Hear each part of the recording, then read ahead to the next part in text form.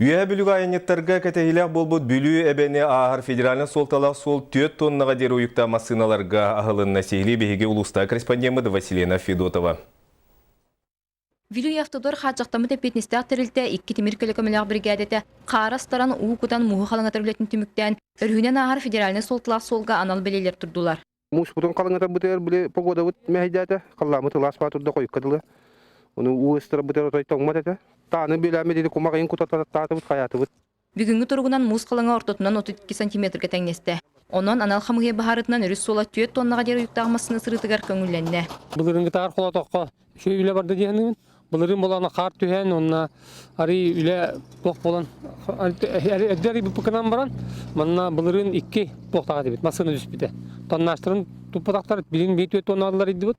Бұлырың боланы 10 тонналар, оны бір полупрысайып көрін жүз біттірі. Дорағымы дұстата километр 200 метр. Томанна тұтын арылақ, бұл 500 метр, 400 метр. Yani 2 төнен керен таққан.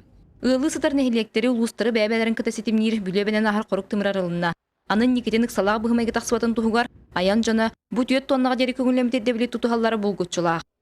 Василина Федотова, Александр Адамов, Саха телевидениеті, Үйәхә бүлі.